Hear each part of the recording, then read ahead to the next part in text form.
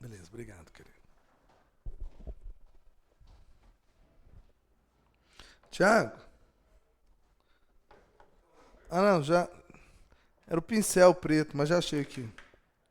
Tem um fininho aqui.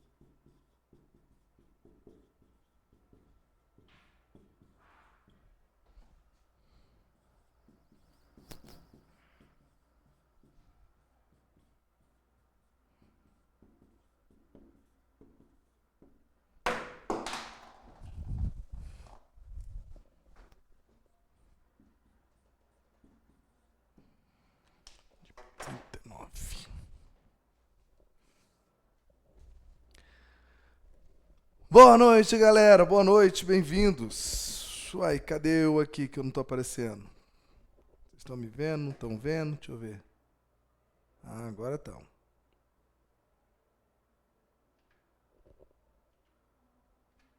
Pronto, agora tudo certinho. Queridos, boa noite, bem-vindos. Mais uma aula de história. Hoje, nessa quarta-feira, queridos, sou o professor Clécio, seu professor de história, e nós vamos dar continuidade. Eu tenho que começar a aula hoje pedindo desculpa de um detalhe. Lembra que eu falei que na aula passada, para quem está comigo, eu falei que ia mandar pro site aqui do curso para mandar para vocês a lista dos presidentes da República Velha. Então, eu esqueci, não mandei não. Então, vou mandar pro Thiago. Amanhã, provavelmente, ele vai estar postando para vocês, tá? Acabei esquecendo isso. Então, vou dar a listinha que eu falei que até mostrei para vocês aqui. Uma lista com os principais acontecimentos em cada presidente, né?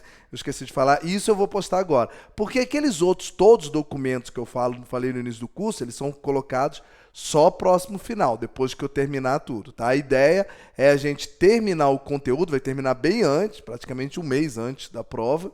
Aí eu vou passar, depois que terminar esse conteúdo, essa série de anexos para vocês, um monte de coisa, explicar como é que funciona tudo bonitinho. Aí a gente começa a revisão com questões diferentes, não as questões que resolvemos aqui, ou seja, questões que eu criei, questões de outros concursos e assim por diante. E vai respondendo e tirando dúvida. Beleza, queridos? Vamos começar a aula de hoje? Lembrando para quem estava aqui na aula passada que nós já estamos no governo de Getúlio Vargas. Já estamos chegando quase ao fim. Por quê? O que está faltando, Clécio? eu terminar o primeiro governo Vargas, esse aqui é o primeiro governo Vargas, tá? Depois eu dou o governo Dutra, Eurico Gaspar Dutra. Depois vem o segundo governo Vargas, aparece ele de novo. E aí depois fica faltando o que a gente brinca, chamando de triplo J. É o governo de Juscelino Kubitschek, governo de Jânio Quadros e governo de João Goulart. Acabou o conteúdo, salvo se tiver alguma alteração, mas é esse. Aí depois a gente começa a revisão. Bacana, gente? Então, como é de costume, eu vou começar relembrando alguma coisa rapidinha, rápida, da aula passada, só para o cérebro da gente pegar no tranco e entrar na matéria nova. Então, vamos nós. Gente, eu havia dito para vocês que esse primeiro governo Vargas, ele é separado em 3 partes, lembra? É o governo provisório, 30 até 34, governo constitucional, 34 a 37. Espera só um pouquinho aqui, acho que não tá aparecendo essa imagem. Aí, tá aparecendo aqui agora para mim. Não, mas aqui só tá aparecendo aí. Ah, tá. Tá. Só um instantinho que vai resolver um problema técnico ali. Pediu para eu esperar um pouco. Então vamos esperar um pouco. Esperar, a gente espera. Ai.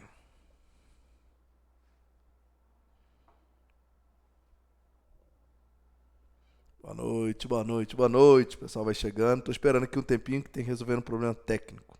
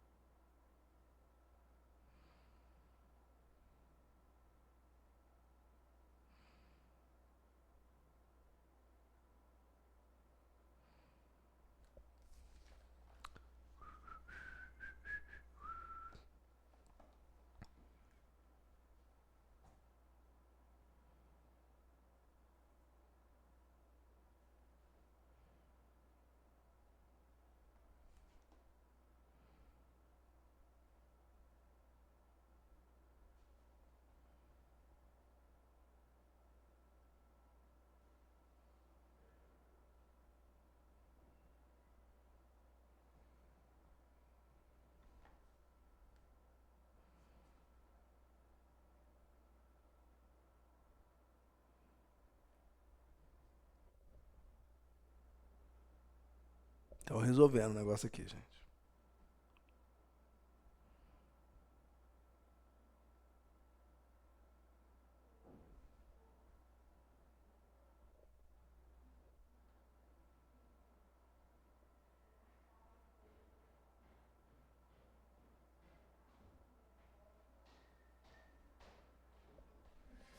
Foi só esperar ele atualizar aí. Que agora apareceu. Já até escrevi. Mas eu tenho que atualizar aqui, não? Não precisa investir nada aqui não. Acho que não tava aparecendo nada pra ele, na verdade. Ah, tá. Que pra mim ali tava... Então não tá aparecendo na tela aquilo ali, não. Não, no caso eles estão agora eles estão. A gente não tava nem ouvindo nada também. Ah. Agora que começou. Se quiser eu começo uma agora, se você sabe. Não, então eu falo de novo pra eles tudo. Espero eles responder, mas agora. Uhum.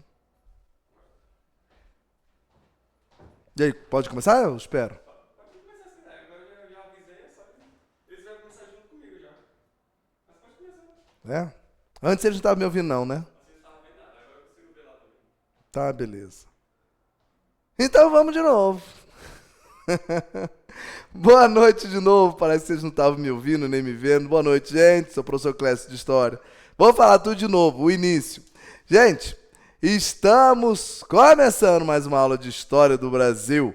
Hoje a ideia é darmos continuidade de Getúlio Vargas. E aí o que fica faltando? A ideia, gente, é a gente terminar o conteúdo um bom tempo antes, um mês e meio antes. Deve terminar agora no final de julho.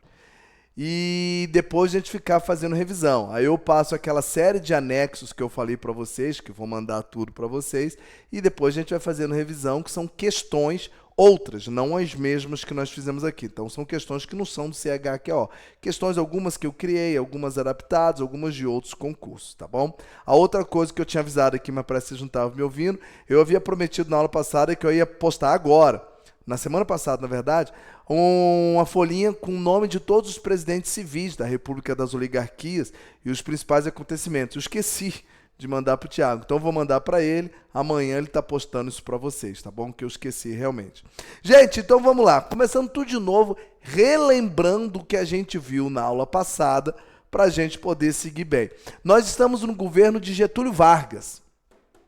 O que está faltando para acabar a matéria apenas, de acordo com o edital, vou dar este Vargas aqui. Terminando ele, a gente vai para o governo do presidente Dutra, Eurico Gaspar Dutra. Depois vai para o governo 2 de Getúlio Vargas, o segundo governo Vargas. Depois vai Juscelino Kubitschek, depois Jânio Quadros, depois João Goulart. Aí encerra o conteúdo. Tá bom? Gente, o que nós vimos na aula passada? Boa noite, galera. Tem um monte de gente aqui. Bem-vindos. Nós vimos na aula passada, nós começamos o governo Vargas na aula passada, né? Como é que começa o governo Vargas? Vou dar uma recapitulada rápida para a aula continuar. Vocês lembram que ele começa com a Revolução de 30, é uma eleição que tem disputando São Paulo e Minas Gerais, e Vargas concorre a essa eleição pelo estado de Minas Gerais. Lembrando que Vargas é do Rio Grande do Sul, mas Minas Gerais já havia feito uma aliança, lembra? Rio Grande do Sul, Paraíba e Minas Gerais, Aliança Liberal. Vargas perde a eleição, mas dá um golpe de Estado, amparado pelo Exército e por boa parte da população que já estava descontente com a política da República Velha. Então a Revolução de 30 é um golpe de Estado. Então Vargas não entra eleito, ele entra com golpe de Estado. Entra, já toma uma série de medidas, enfrenta uma pequena revolta, uma guerra civil lá em São Paulo, em 32, Revolução Constitucionalista, que Vargas vence essa revolta. No entanto, apesar de vencer, concede alguns benefícios que São Paulo queria, que a elite de São Paulo queria. Por isso que até hoje São Paulo considera-se ideologicamente como vencedor, como, por exemplo, fazer uma nova Constituição, que é a Constituição de 34, é a Constituição que acaba com a política da República Velha, porque decreta o voto secreto, além de colocar o voto feminino também, mas o mais importante delas são as leis trabalhistas, algumas delas que existem até hoje. Então Vargas cria essa Constituição, e aí vem a alertela passada para o Peguinha. Quando quando é feita a Constituição, entregue, Constituição promulgada de 34, ocorre uma eleição para presidente. O Peguinha é por quê? Vai ter até uma questão aqui. É porque na Constituição falava que a eleição deveria ser direta. Porém, essa eleição específica de 34 foi indireta. O Congresso, que o mesmo Vargas havia fechado, ele abre novamente, e o Congresso já havia mudado, todos os políticos estavam ali dentro, claro, e aí o Congresso vota em Vargas. Então toma cuidado que Vargas, até o presente momento onde eu estou, ele não foi eleito pelo povo. Em 30 ele deu um golpe de Estado, e em 34 ele é eleito indiretamente. E aí começa o governo constitucional. E o governo constitucional termina aqui, ó. Em 1937, o que acontece? A última coisa que você viu é que em 1935 rolou uma tal de intentona comunista, uma tentativa de golpe dada pelos comunistas liderados pelo antigo militar Luiz Carlos Prestes. Lembra dele? Lá da coluna Prestes, da República das Oligarquias. Então, Prestes havia se tornado comunista, voltou para o Brasil com a ajuda de uma espécie de espiã, agente secreta da União Soviética, Olga Benário. Olga é alemã, mas virou comunista também e foi treinada pela União Soviética. Luiz Carlos Prestes e Olga tentam fazer uma revolta aqui no Brasil, dar um golpe de Estado em Vargas. Dá tudo errado, chega a ter uma pequena participação de alguns militares do Nordeste, mas eles tentam fazer isso no Rio de Janeiro, dá tudo errado, Prestes é preso, vai ficar preso 10 anos, até 45. A Olga é mandada para a Alemanha, onde ela acaba morrendo, porque nessa época ela era comunista, ela era filha de judeus, e nessa época, em 35, a Alemanha já era governada por Hitler. E um troço que Hitler não gosta é de comunista e de judeu. Então a Olga vai lá, tem até o nenenzinho, que vem para o Brasil, e ela é executada num campo de concentração. Mas aí vem a grande jogada. Eu parei aí, me corrijam se eu estiver errado, mas até onde eu lembro, foi aí que eu parei. Governo constitucional. E o que acontece, gente? Isso aqui, ó. Presta atenção no que eu vou falar. 1930 a 34 é o governo provisório, não é isso? É. E 1934 até 1937 é o governo constitucional. Que vai começar agora é o Estado Novo, que é isso aqui, né? Isso aqui, então, é o governo ditatorial ou simplesmente chamado de Estado Novo. Só que o que acontece? Gente, presta atenção agora. A eleição de Vargas, ainda que indireta, mas a eleição de Vargas foi em 34. Como o mandato era de 4 anos, Vargas deveria sair no final de 37, início de 38. Era para ele sair para ter eleição. E lembrando que na época não existia reeleição, eu até fiz um comentário na aula passada, se o conteúdo de vocês não tiver nada, se aparecer a palavra reeleição na tua prova, não interessa em que período, vai estar errado, porque o único momento que o Brasil tem reeleição é a partir da reforma constitucional de 1997 com o Fernando Henrique Cardoso. O teu edital não chega até lá, então isso não interessa. Então, como não existia reeleição, o que acontece? O que acontece é que em 38 Vargas era obrigado a sair, sendo um bom ou mau governante. E aí ele faz uma grande jogada, que é o Plano Cohen. Eu não lembro se eu expliquei Plano Cohen. Se eu expliquei, vou explicar de novo. Se eu não expliquei, vou explicar agora. O que foi um Plano Cohen? O Plano Cohen, gente, foi um plano alegando que os comunistas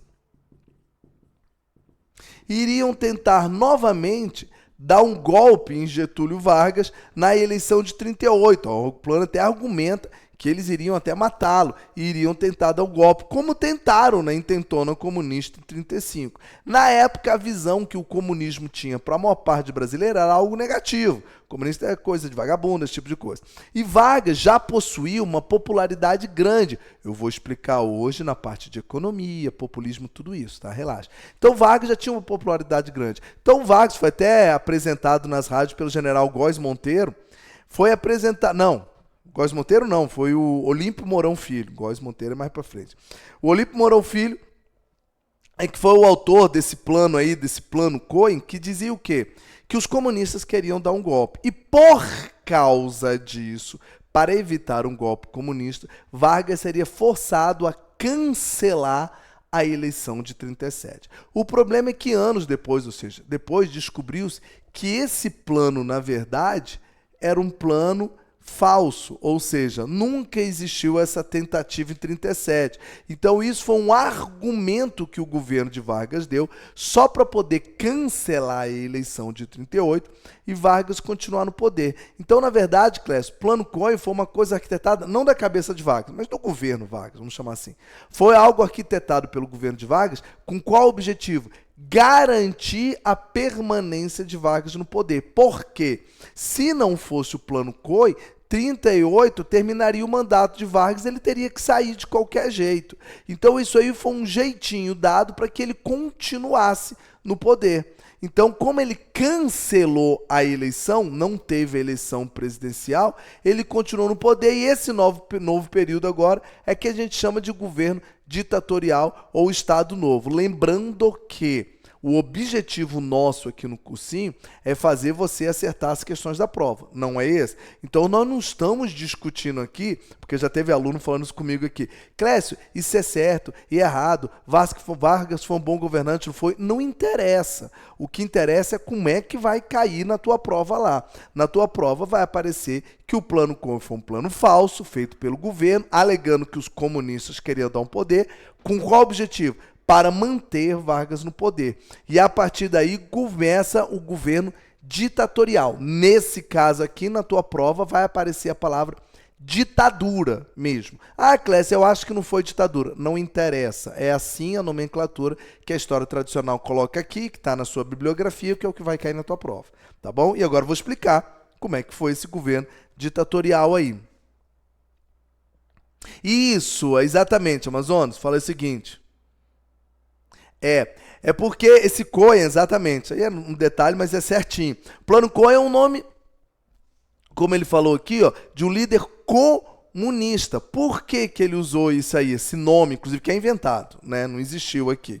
Por que que ele fez isso? Para alegar que já teve uma tentativa de golpe dos comunistas. Essa era apenas mais uma. Como o Amazonas falou aqui, é só para dar mais legitimidade, para que as pessoas pudessem acreditar. Por quê? Porque a primeira tentativa de golpe pelos comunistas foi verdadeira. É o do Prestes, aí intentou no comunista. Essa é falsa. Mas como já aconteceu é mais fácil do pessoal acreditar, falando que agora está acontecendo de novo. Aí ele usou isso mesmo, como ele falou aqui, ó, escolhido para fazer referência ao líder comunista Bela Cohen, que governou a Hungria, lá na Europa, em 1919. Isso fazia com que o documento se tornasse mais acreditável. Exatamente, Amazonas, é isso mesmo. Tá certinho você, tá? Então, funcionou? Funcionou em que sentido? Convenceu a população? Convenceu. Tanto é que ele cancela a eleição e aí tem grandes protestos na rua. Não tem nada. Nenhuma reviravolta. Clécio, tem revolta, tem estouro, não estoura nada, não tem greve, não tem revolta, não tem nada, até porque, aí na aula passada eu pedi para vocês confiarem em mim, nessa época Vargas já estava com uma grande popularidade através do populismo e da economia dele, que eu vou falar hoje, tá? Relaxa. Só que tem o seguinte, como ele fez isso e cancelou a eleição, se viu necessário fazer uma nova Constituição. Uai, Clécio, então no governo Vargas nós vamos ter duas constituições. Eu vou escrever aqui no cantinho, mas vou apagar, tá? Lembrando aqui a ordem para vocês, ó. A primeira é de 1824, é de Dom Pedro I. A segunda Constituição, 1891, é do Deodoro da Fonseca. Final do curso, vocês vão receber também um anexo meu com todas as constituições, o nome do governante, o ano e as principais novidades que ela trouxe, tá? A terceira é de 1934, é com Vargas, é a das leis trabalhistas, e essa já é a quarta Constituição, 1937. Pera, então, essas duas aqui, bem do mesmo governo Vargas. Lembrando que as únicas constituições outorgadas, ou seja, imposta, que não foi votada, são as constituições de 24, Dom Pedro I, e essa agora. A de 37, que inicia esse governo ditatorial. Não foi votado. Até porque ele vai fechar o Congresso, eu vou avisar aqui. Essas são as duas únicas. Qual a vantagem?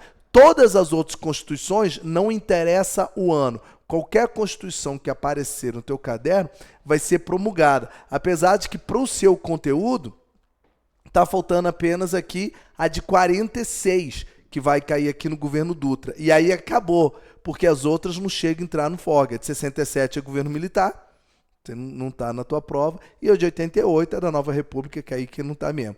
Clécio, e que novidades essa Constituição trouxe? Então vamos lá. Primeiro eu já escrevi ali, foi uma Constituição outorgada. Beleza. Clécio, não foi votada, foi imposta. E que novidades ela traz? Então eu vou falar aqui algumas rapidinho, tá? Primeira coisa, gente, está escrito na Constituição. O Congresso Nacional foi fechado. Clécio, só como curiosidade, Vargas não tinha fechado o Congresso lá no início no governo provisório, e depois abriu até para ter eleição indireta de novo? Sim. E ele fechou de novo esse Congresso? Fechou. O Congresso Nacional foi fechado. O que mais? O Poder Judiciário foi colocado abaixo do Poder Executivo, ou seja, abaixo do presidente. O que quer dizer isso? Não tem mais harmonia entre os três poderes. O executivo está acima, olha meu dedo, acima do legislativo e acima do judiciário. Não fechou o judiciário, mas colocou um regimento onde o judiciário era obrigado a seguir as regras do executivo. Outra coisa, gente, eu já vou escrever não, só falando aqui. O que estava nessa Constituição? Sem eleição para presidente. Não tem mais eleição para presidente. Aí você deve estar perguntando, uai, mas não tem... E Vargas vai ficar Até quando? Então, não tinha um mandato. Vai aparecer depois na frente aqui o término disso, relaxa. Mas então essa nova Constituição simplesmente cancelava as eleições, não falando quando seria próximo. Outra coisa, não tem vice-presidente. Por exemplo, Vargas é o presidente. Show. Quem é o vice? Não tem. No Estado Novo você não tem vice-presidente. Uai, e se Vargas morrer, Clécio? Quem é que assume? Nós vamos falar disso no finalzinho. Se ele morrer, se ele tomar um golpe, se ele renunciar, quem é que assume? Vai dar confusão. Eu sei, e eu vou falar isso. Vou até falar o nome do cara, mas calma. É no final do primeiro governo dele. Outra coisa que essa Constituição trazia, além do judiciário subordinado, Congresso fechado, não tem mais eleição, não tem presidente, não tem vice-presidente, desculpa, pena de morte. Nessa Constituição tem pena de morte. Uai, Clécio, então passou a ter pena de morte no Brasil? Teve, nós já tivemos pena de morte aqui. Na verdade, nós até temos pena de morte hoje, mas é somente em caso de guerra. Como não estamos em guerra com ninguém, mas nesse caso aqui não era em caso de guerra, não. Pena de morte normal. Outra coisa que tem, censura. Vou falar melhor da censura no órgão aqui embaixo. Mas então o governo controla os meios de comunicação. Isso está dentro da lei. Se você fosse publicar alguma coisa, precisava da autorização do governo. Outra coisa, proibição de greve. Então, greve está proibido. Greve nessa época aqui é considerado um ato criminoso. Se você fizer, pode ser preso. Outra coisa aqui que não está na Constituição, mas só para você saber, vários estrangeiros no Brasil foram expulsos nessa época. Por quê, Clécio? Principalmente estrangeiros que estavam com ideias estranhas, como comunismo, anarquismo. Porque se você tiver lembrado da minha aula lá do início, lá de Dom Pedro, lembra? Dom Pedro II. Essas ideias comunistas anarquistas vieram com o Brasil com os imigrantes. Porque lá na Europa já existia isso, no Brasil não, né? Continuam essas ideias chegando com imigrantes. Então Vargas expulsou.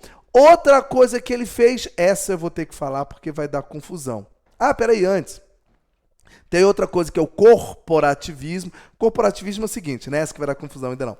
Corporativismo é uma coisa que Vargas criou, que ele pegou lá da Itália fascista. Deixa eu só dar uma pincelada com vocês rapidinho.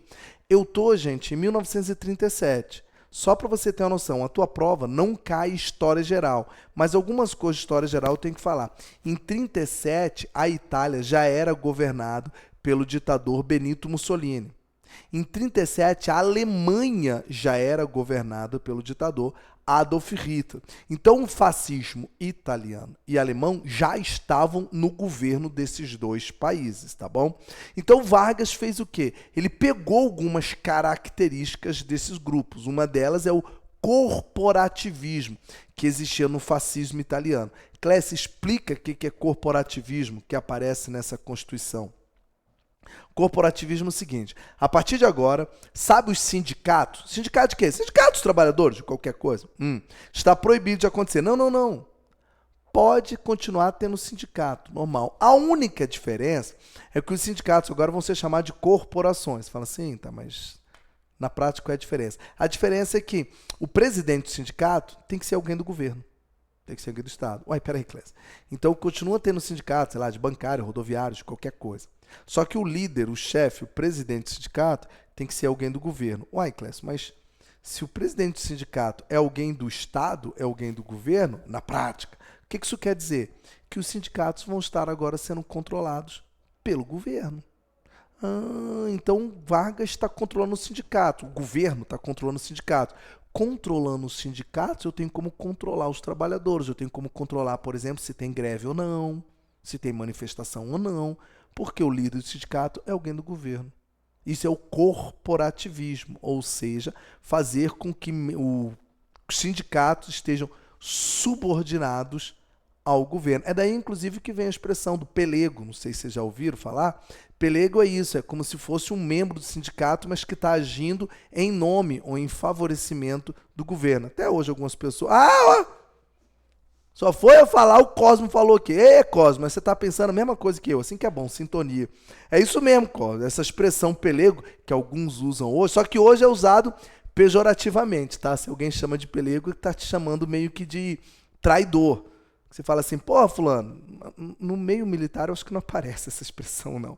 Mas se alguém te falar, pô, você é um pelego, tá querendo dizer que você está em acordo com o governo ou em acordo com quem está no poder no momento. Tá? No caso de antigamente, era como se fosse uma espécie de sindicalista traidor, que ao invés de estar tratando dos trabalhadores, está cuidando dos interesses do Estado, do governo. Mas eu acho que para vocês militares não usa. E outra coisa, essa eu vou escrever aqui.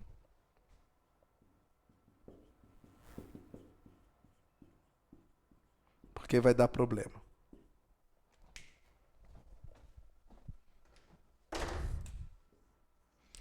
Fim dos partidos políticos. Vargas mandou fechar todos os partidos políticos. Eita ferro, mandou fechar? Ou então no Brasil não tinha partido político nenhum. Não, ele mandou fechar todos. Aí é que vem a bagunça, queridos. Vamos lá. Como ele mandou fechar, está na Constituição de 37. Como ele mandou fechar, se o seu caderno estiver bem, dá uma folhada para trás, parece que existiam alguns partidos políticos principais no início do governo Vargas. Um era chamado ANL, Aliança Nacional Libertadora, com tendências socialistas, lembra disso? O outro é AIB, Ação Integralista Brasileira, com tendências fascistas, lembra? Clécio, você falou pra gente que a ANL era contra Vargas e Vargas contra eles. E a AIB era a favor Vargas e Vargas a favor deles. Qual foi o problema que aconteceu? A ANL, de ideias comunistas, ela já foi fechada lá em 35. Lembra que por isso que teve a intentona comunista. A ANL foi fechada, Luiz Carlos Prestes tentou dar um golpe, blá, blá, blá, blá, blá. Então a ANL, que é de ideia comunista, já estava fechada. Só que a AIB, que são os integralistas, continuava existindo. O que Vargas faz agora em 37? Manda fechar os partidos, inclusive a AIB, Ação Integralista Brasileira. Uai, Clécio, mas esse partido não estava apoiando Vargas? Tava. E por que Vargas mandou fechar? Gente, eu vou resumir vocês aqui uma coisa que eu costumo brincar com o pessoal. Você na hora deu um branco geral, fala, caramba, esqueci tudo de Vargas, não lembro nem quem é esse cara. Lembra um nome só. Tudo que você for falar de Vargas tem que estar de acordo com esta palavra. Centralização. Vargas é centralização, economia, política, sociedade, qualquer coisa. Então não existe, eu estou falando no primeiro governo Vargas, o segundo é outra coisa, eu estou falando desse governo aqui. Tá? Então não existe o governo Vargas, nada que saia da esfera do governo. Alguma coisa deu liberdade total, liberalismo. Não. A ideia é centralização. Por que ele fechou os integralistas? Porque ele queria centralizar o poder dele e não repartir com ninguém, não dividir com nenhum partido político. Sem contar que tem um outro detalhe. Vou ter que ir para a história geral. Olha só o que aconteceu, presta atenção. Na Itália, existia um partido com tendências fascistas, chamado Partido Fascista. Esse partido foi crescendo, e em 1922, o líder deles, Benito Mussolini, tomou o poder. Tá? Como? Não interessa, porque isso não vai cair na nossa prova. Na Alemanha, existia um partido com tendências fascistas, a Eccles, chamado Partido Nazista. Esse partido foi crescendo, até que em 1933, o líder do partido, Adolf Hitler, tomou o poder. O mesmo vai acontecer na Espanha, que é o fascismo do general Salazar, general Franco, que é o franquismo. Em Portugal, com Salazar, que é o salazarismo. Tá. Transfere isso para o Brasil. No Brasil, tinha um partido com ideias fascistas chamado integralista. Agora fala a mesma coisa que está acontecendo nos outros países. Aí o partido foi crescendo, até que toma o poder, porque na Itália, na Alemanha, na Espanha e em Portugal aconteceu isso. Uai, isso aconteceu no Brasil? Só que o Brasil tem um problema, como se Vargas falasse, o poder sou eu. Então, se esse partido, chamado integralista, seguiu o mesmo rumo que os partidos fascistas da Europa fizeram, todos eles assumiram o poder. Só que aqui o poder sou eu. Então, o partido fascista no Brasil vai assumir o poder. Antes que isso aconteça, eu mando fechar. Então Vargas fechou? Fechou. E por causa disso, que no ano seguinte rola a chamada intentona integralista. O que essa intentona integralista é?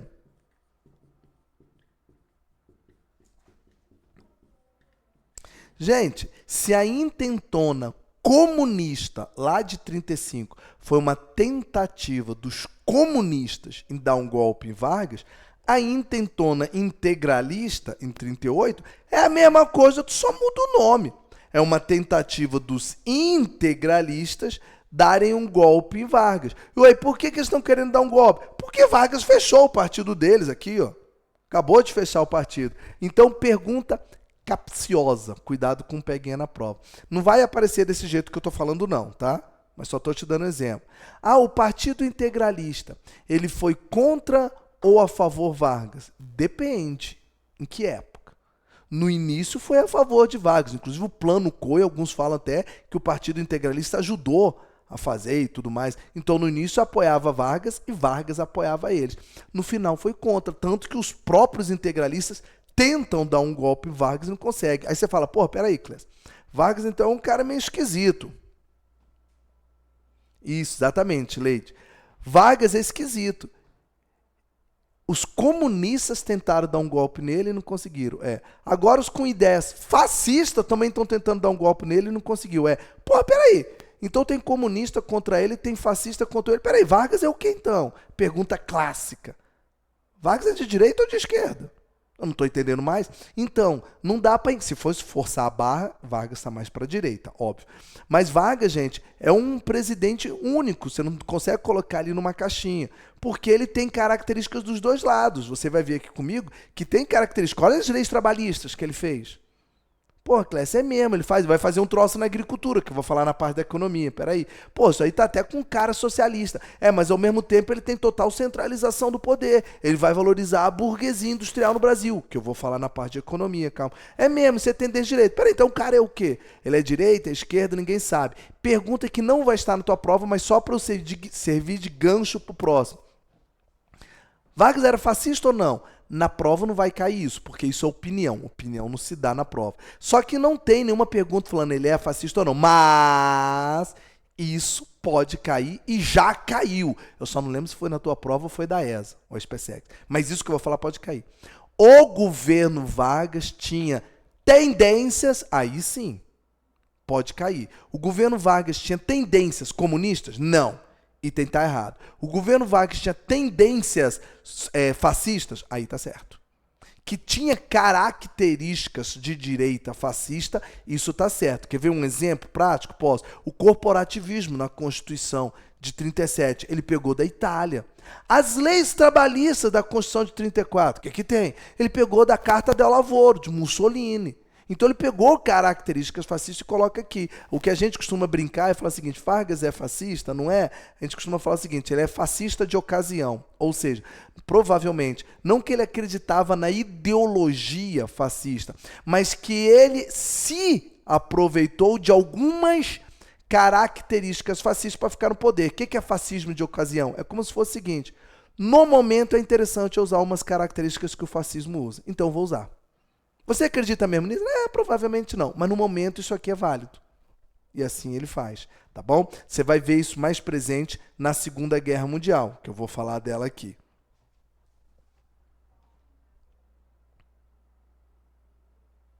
Isso, Amazonas. Ele falou o seguinte, ó, Vargas fazia valer a expressão muito utilizada nos dias de hoje. O ser político, pois sabia lidar com ambos os lados. E aí, Amazonas, eu vou além. O cara sabia lidar com os dois lados? Sabia. Tanto sabia... Ficou 15 anos no poder, né? 15 anos seguido. E curiosidade, nesses 15 anos, tá? O cara ficou 15 anos no poder sem nunca ter sido eleito pelo povo. E um troço que eu vou falar hoje, e praticamente idolatrado pelo povo. Não, Clécio, peraí. Como é que alguém fica tanto tempo no poder, amado pelo povo, sem ser eleito pelo povo? Isso aí tá até meio contraditório.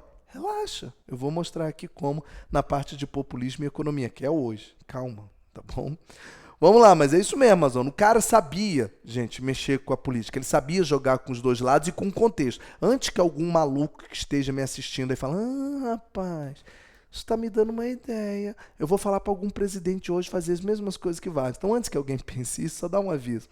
Gente, não pode, nunca na história vocês fazem isso, tá? Qualquer coisa que você achou interessante, funcionou isso na história, né? Você tem que analisar o contexto contexto em que aquilo foi feito, tá? Nós estamos num contexto próximo à Segunda Guerra Mundial, onde na Europa está tendo uma guerra, crescimento do socialismo, automaticamente cresce os partidos de direita para deter o socialismo. Vargas deu certo porque ele tirou proveito do contexto. Lembra a República Velha, que estava pipocando um monte de revolta, ninguém gostando daquela política? Então, se você pegar o Getúlio Vargas numa máquina do tempo e colocar hoje, fazer as mesmas coisas, talvez o cara não dure 6 meses no poder. Mas para época, onde a gente está saindo de uma República Velha naquelas condições, funcionou maravilhosamente bem. Tá? Ah, mas então hoje daria certo? Vai saber. Dom Leite, por incrível que pareça, é isso mesmo, Dom Leite falou que é o Dom Pedro II. Outro cara que conseguiu ficar muito tempo, ele foi até mais tempo, né? Dom Pedro II, 49 anos no poder. E Leite, eu acho que eu comentei isso aqui, quando Dom Pedro sai, ele tinha mais de 80% de aceitação popular. O cara saiu por uns problemas lá que você lembra, com a igreja, com o exército, papapá. Mas o cara, na grande maioria, era querido pelo povo. É o outro também que, antes que algum maluco escreva aqui, o Clécio é monarquista, ele quer que volte a monarquia. Não, gente. Dom Pedro deu certo para a época dele. Tá? Não viaja na maionese querer pegar uma coisa e jogar hoje e falar que aquilo vai dar certo. Bom, Clécio, e como é que o Vargas fazia isso, Clécio? Então vamos lá. Ele criou 2 órgãos muito importantes, DASP e DIP. DASP foi criado em 38, DIP foi criado em 39. Fala o que são os dois, então vamos falar. Primeiro a DASP. Gente, ninguém vai te cobrar na prova a sigla, mas eu vou falar a sigla aqui caso você queira anotar. Só um detalhe antes. Essas duas coisas aqui, ó, são órgãos do governo criado no governo Vargas, tá? E essas duas coisas aqui aparecem no Estado Novo, então elas são criadas agora no Estado Novo, tá? Só como curiosidade, ó, a DASP é em 38 e a DIP é em 39. Tá, Clécio, agora explica o que é. DASP, bom, se alguém quiser anotar a sigla, Departamento de Administração do Serviço Público. Fala de novo. Departamento de Administração do Serviço Público. Tá, mas o que interessa na prova não é o que significa a sigla, é para que serve o órgão. DASP é que cuida das finanças do serviço público. Tudo que diz respeito a dinheiro de funcionalismo público é a DASP que ia cuidar. É para ter salário para os funcionários públicos, estou falando. Para os servidores públicos, sim ou não? Ah, os caras podem ter greve, não pode? É para ter um aumento, é para ter isso. Quem cuida disso é a DASP. E ela tem uma outra função, é fiscalizar, ou melhor, fiscalizar as finanças que ocorrem nos órgãos públicos. Vou dar um exemplo mais claro. A DASP ela foi criada com o objetivo básico de acabar com o cabide de emprego. Não sei o que é cabide de emprego. Uai, é aquele emprego que é criado pelo governo, mas que não tem utilidade nenhuma. Só foi criado para ceder para o amigo, para o correligionário ali, para o político tal, mas que não tem função. Cabide de emprego. Você cria um emprego, muitas vezes cria até um órgão, só para agradar determinados políticos ou apadrinhados. Vargas criou a DASP para acabar isso, ou seja, ele vai num órgão, para que serve esse órgão aí? Por que tem esse monte de funcionário? Não serve? Então fecha, demite um monte de gente. Então a DASP era para fazer uma espécie de pente fino no serviço público. Antes que você fale besteira, DASP é para fazer uma espécie de limpa no órgãos públicos, serviço público. Privado não tem nada a ver. Ah, tem um banco privado aqui que tem funcionário demais. Não, gente, privado o governo não tem autonomia. Privado é o dono que vai decidir. Isso aqui é para o serviço público. Então é para cuidar das finanças do serviço público e evitar ou acabar com o cabide de emprego que vinham ocorrendo ao longo da República Velha. Ou seja, eram criados vários órgãos ou emprego para dar, lembra a política dos governadores, troca de favores? Então, um cara te ajuda a ser eleito e você coloca o cara como secretário de, sei lá do que, de qualquer coisa lá. Então vai e falou, vamos acabar com essa zona. Até porque isso aí gasta mais dinheiro do serviço público.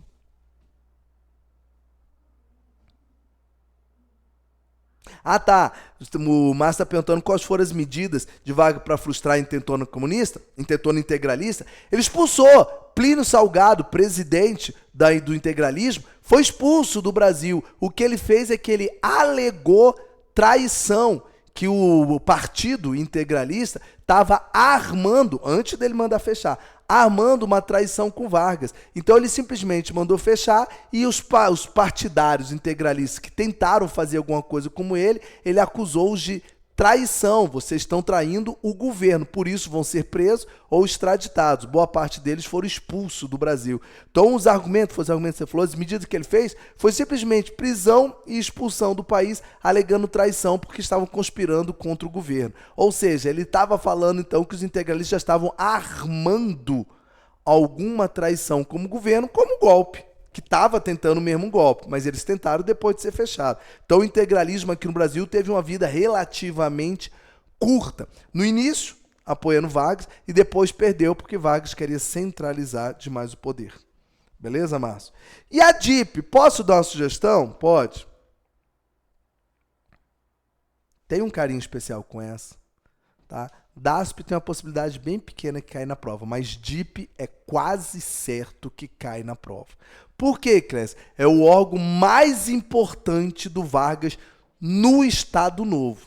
Para que é esse órgão? Então vamos lá. Eu antes vou começar falando o que significa a sigla. Só que qual é a vantagem? A sigla é autoexplicativa, por isso que eu costumo falar com o pessoal. Se sou eu que estou fazendo a prova, que eu sou uma pessoa que não tem um coração, eu ia fazer uma prova perguntando da DIP, mas eu não colocaria na frente o que significa a sigla, que eu vou falar agora. Por quê? Porque ao falar o que significa a sigla, você meio que já dá a resposta. Quer ver como é que você vai matar? DIP é um órgão criado no governo Vargas durante o Estado Novo. Que significa o que a sigla? Departamento de Imprensa e Propaganda. Repita. Departamento de Imprensa e Propaganda. Isso quer dizer que a DIP servia para quê? Para fazer duas coisas. É um órgão do governo, né? Servia para fazer duas coisas. Uma é o óbvio, que é a censura. Eu não falei na Constituição de 37 aqui que ia ter censura? É que toda imprensa tinha que passar pelo governo para saber se pode publicar uma coisa ou não? É passar por que órgão do governo? Quem é que vai fazer censura? É a DIP. Então a DIP é responsável por fazer qualquer censura. Então qualquer manifestação, qualquer coisa que esteja acontecendo contrária ao governo, você nem vai saber. Exemplo, rolou uma greve numa fábrica ali, o governo foi lá e desceu o pau na galera, repreendeu. Não vai sair em jornal nenhum isso. Mas por que não? Porque a DIP não vai deixar publicar isso. Sei lá, a economia num estado tal caiu. Não vai aparecer. Então, qualquer coisa que seja negativa do governo, a DIP trava. Só que eu falei que ela tem duas funções. Uma, fazer a censura. E dois, fazer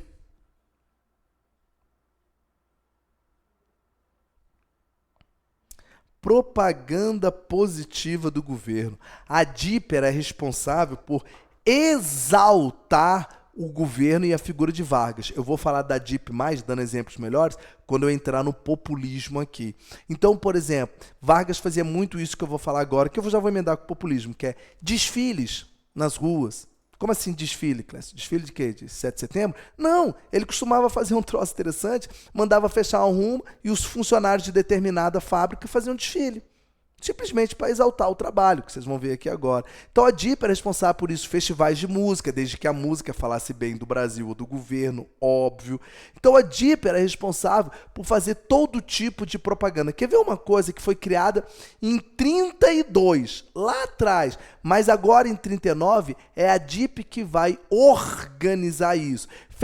Só um detalhe, curiosidade. Carnaval, que você conhece, normal, né? Tem desfile de escola de samba. Lá no Rio de Janeiro, sambódromo, não tem? Toda escola de samba tem um samba enredo. É, normal. O samba enredo é sobre o quê? Sei lá. O cara samba enredo pega um tema. Na época de Vargas rolava isso. Se o samba enredo, se o tema do samba enredo de determinada escola fosse exaltando o Brasil ou o governo, falando as maravilhas do governo, a escola de samba recebe uma grana do governo. Moleque, então eu não vou ficar falando sobre o racismo, vou falar sobre a pobreza. Não! Fala sobre as matas belas da nossa fauna, fala da alegria do povo brasileiro. Aí tu recebe uma grana, mas aí, Clécio, só vai ter tema de escola de samba falando coisa positiva. A ideia é exatamente essa. A DIP que organizava. Um troço que eu ia falar, que eu mesmo me cortei, teve um troço que foi criado em 1932. Foi criado antes do Estado Novo, lá no começo de Vargas. Mas a DIP é que passa a administrar agora. Um troço que você tem e escuta até hoje. O que é, gente?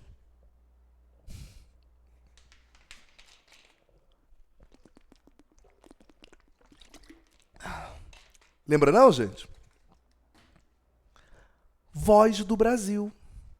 A Voz do Brasil, que passa todo dia, 1 hora na rádio, na época chamava-se A Hora do Brasil. Depois virou. Então, peraí, só para eu entender. Esse troço que eu escuto aqui, que agora tem flexibilização de horário, né? Mas antigamente era 7 horas da noite, não sei se você lembra.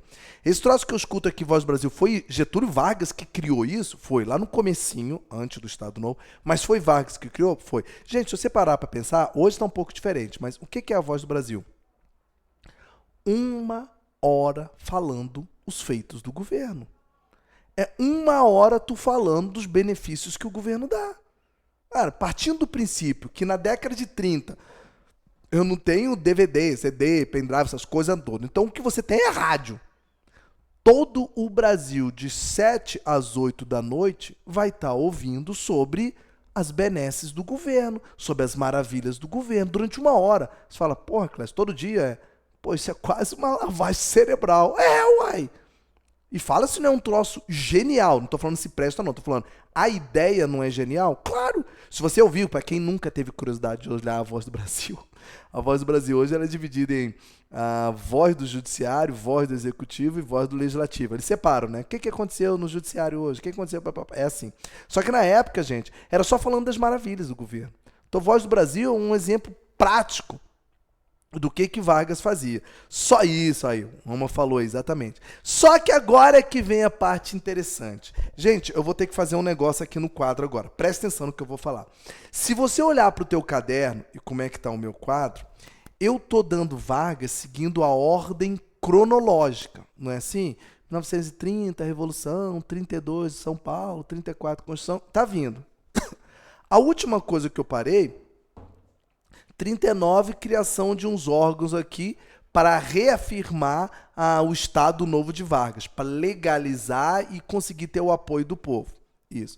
Se eu for seguir a ordem cronológica normal, o que é para eu escrever aqui embaixo, que eu vou falar ainda, calma.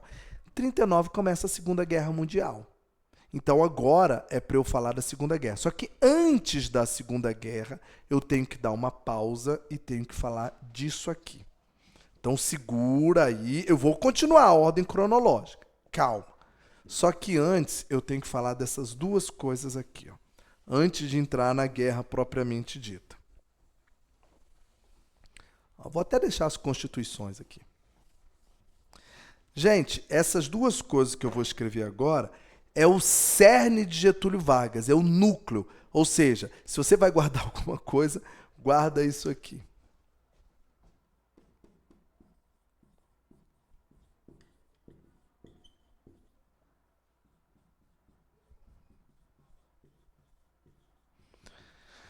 Eu vou falar sobre uma tática de governo dele, que é o populismo, e depois vou falar sobre a economia. Só que antes eu tenho que fazer uma ressalva.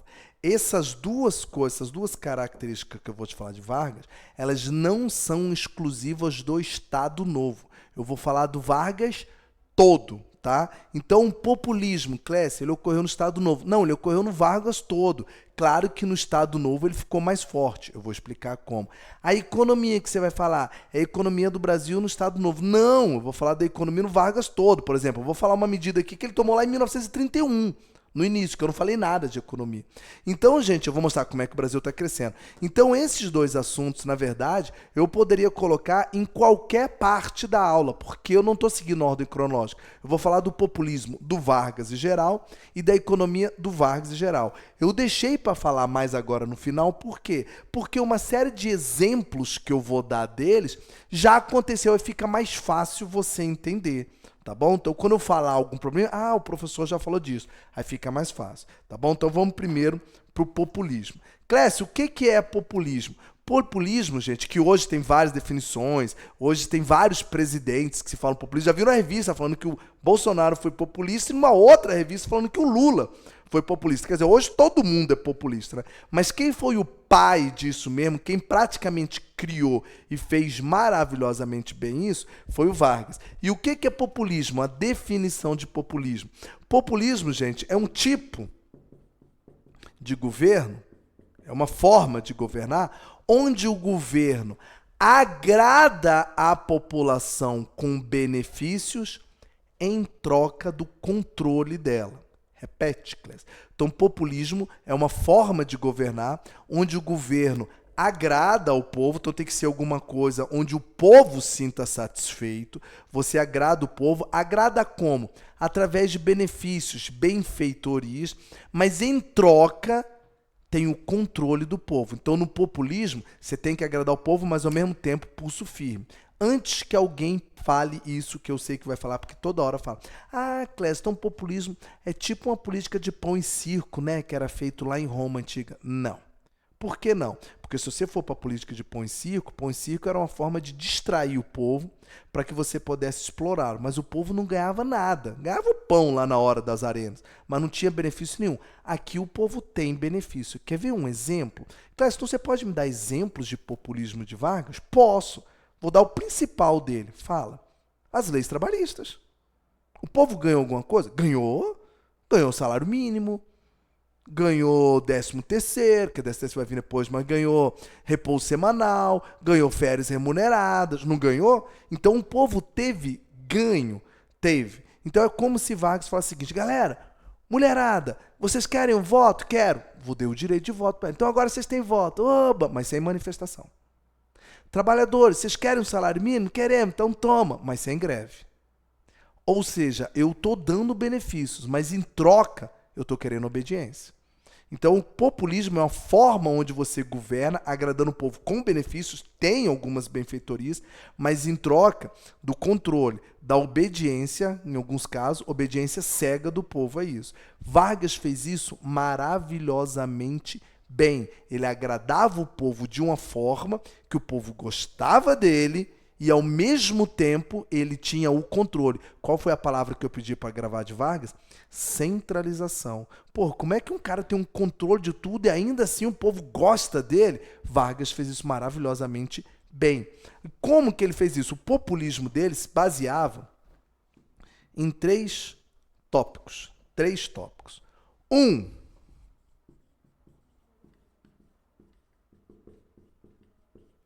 Culto ao líder. Ele fazia de tudo para que o povo tivesse uma obediência cega ao país. Não, uma obediência cega a ele.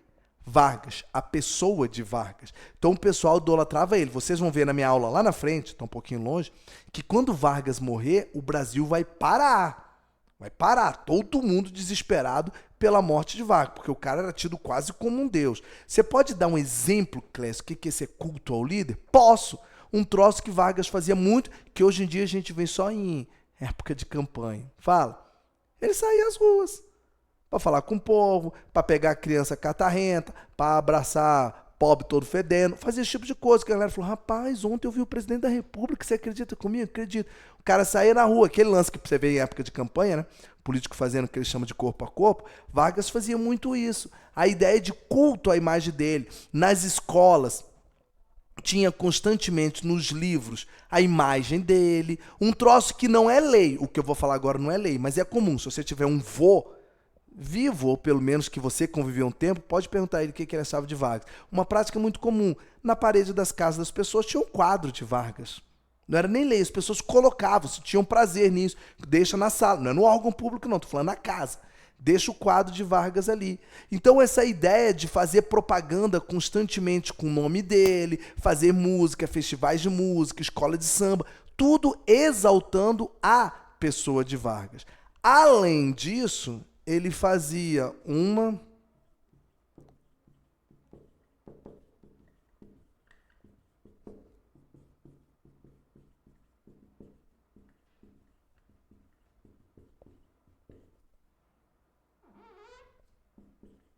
valorização do trabalho e do trabalhador. Márcio, só falar uma coisinha, o Márcio tá falando aqui, tipo bolsa não sei o que, bolsa não sei o que, bolsa não sei o que dá isso. A diferença, Márcio, se é que eu posso falar alguma, é que esses benefícios que ele dava eram benefícios permanentes que ficavam. Vou te dar um exemplo. Voto feminino. Ah, a mulher votava só até nada. Voto feminino tem até hoje. Então, um benefício permanente, que ficou até quando? Ad eterno. Salário mínimo. E isso aqui, Márcio, que você falou, essas bolsas, não sei o quê, elas têm um limite, né? Em princípio, não é para a vida toda. Eu estou dando o cara até melhorar de vida, alguma coisa. Então, os benefícios que Vargas dão são benefícios permanentes. Por exemplo, a Constituição de 34. Está valendo até hoje. O voto feminino continua tendo. As leis trabalhistas continuam tendo. Os tribunais eleitorais continuam tendo. O Ministério do Trabalho continua tendo. Carteiras de trabalho continua tendo. Então, a diferença é que são benefícios permanentes. Tá bom? Olha o Leite falando que quando estava no Maranhão tinha foto do Sarney nas casas. Então, o Leite é parecido com isso, que parece que não sei se ainda hoje é assim, mas um tempo atrás o Sarney era quase Deus. Lá, né, na família do Sarney, acho que ainda manda bastante no Maranhão, né? Assim como a família do Collor tem em Alagoas, a do Caiado tem aqui em Goiás. Tem algumas famílias que são típicas, né, de alguma região que tem um certo poder. Mas é mais ou menos isso, Leite. A diferença é que não era regionalizado, tá? É no Brasil. Se você falar assim, Clécio, Vargas era querido. Onde? No Rio, Minas Gerais, Rio Grande do Sul, Paraíba. Não, no Brasil. Você tinha isso no Brasil todo. Você vai entender isso na economia, relaxa. Então, Clécio, valorização do trabalho. Vargas valorizava muito o trabalhador. Como eu falei, o cara fechava a avenida, mandava o trabalhador colocar o melhor macacão e desfilar. Era dia de quê? Dia de nada. Dia de nada. Ele mandava fazer isso para agradar o trabalhador. O cara era fazia um troço, gente, valorizava tanto o trabalho, que no governo dele chegou a ter um troço que hoje em dia caiu em desuso. Tá? Nem sei se essa lei existe mais. Você sabia que foi no governo dele que mendicância era uma contravenção penal? Era um crime. Mendicância? Como assim, Clécio? Pedir esmola na rua? Porque ele passava de um princípio que emprego tinha. E tu vai entender aqui onde é que tinha, relaxa. Emprego tinha. Então, o cara que está na rua, na visão dele, o cara que estava na rua pedindo esmola é porque não queria trabalhar. Se não quer trabalhar, é inimigo do Estado. Tem que estar preso. Eu falei, tá, porra, é assim mesmo. Mas tinha emprego. A verdade é que tinha. Você não pode fazer isso hoje porque não tem emprego para todo mundo. Tinha isso. Então, ele valorizava muito o trabalho. Quer ver um troço que foi Vargas que criou? Gente, que nós usamos até hoje. Olha como é que esse cara é esperto. O bicho é malandro, cara. 1º de maio. Comemora-se o quê? Dia do Trabalhador. Foi Vargas que criou o 1º de maio? Não. Data do 1º de maio é uma data internacional, já existia. Não foi Vargas que criou isso, não. Só que Vargas tirou proveito disso. Sabe o que aconteceu? Eu não sei se vocês sabem, gente, mas dia 1º de maio é Dia do Trabalhador e é uma data internacional, não é só no Brasil. Se você olhar no jornal aí normalmente, é normal. No dia 1º de maio, você vê em outros países, aqui não, nos outros países, você tem manifestação, você tem protesto, você tem greve. Por quê? Os trabalhadores de vários países faziam isso há anos já. Aproveitam a data 1º de maio para reivindicar melhorias, direitos. Então, normalmente, 1º de maio é um dia de protesto. O que menino Vargas, malandro, fez, que é usado até hoje? 1º de maio no Brasil é feriado, beleza. Só que o que eu, o governo, vou fazer? Eu vou dar festa pro povo. Como assim? Todo dia 1º de maio vai ter alguma coisa gratuita. Show, qualquer coisa.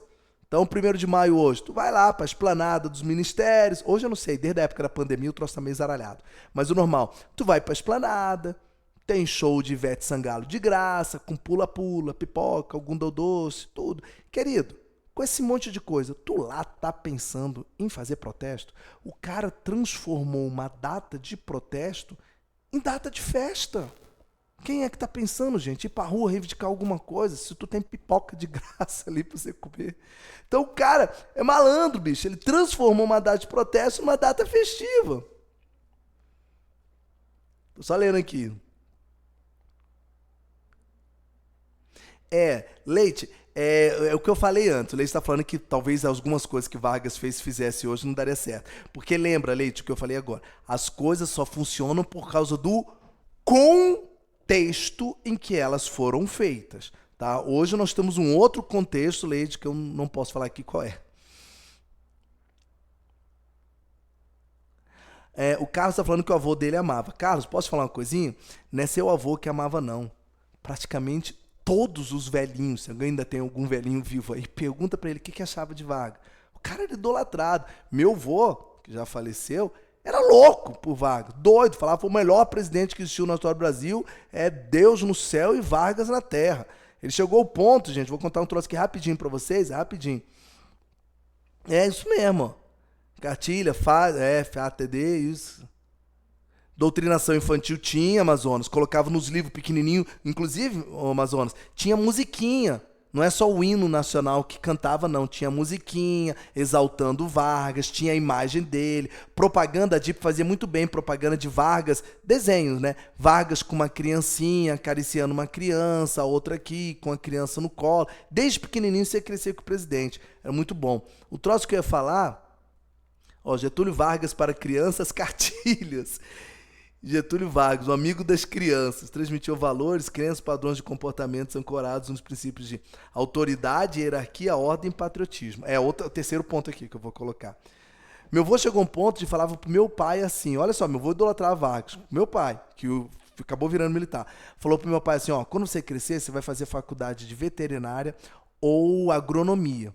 Aí meu pai falou, tá, mas... Por que eu tenho que fazer veterinária ou agronomia? Olha a ideia do meu avô. Porque no momento é disso que o Brasil está precisando. Olha a ideia do cara. Tu vai fazer faculdade, não é do que você quer, não. Você vai fazer faculdade daquilo que o país está precisando. Caboclo, fala pra mim. Quem é que pensa assim? Fala o que você fala. Eu entrei no exército por quê? Porque o Brasil precisava do exército. Foi para isso mesmo. Essa era a mentalidade que era passada na época. Então Vargas passava isso muito bem pro pessoal. E a terceira, que era o princípio do populismo, culto à pessoa dele, valorização do trabalho, e a última é o que falou aqui. Quem foi que falou? O Amazonas. É isso aqui, ó.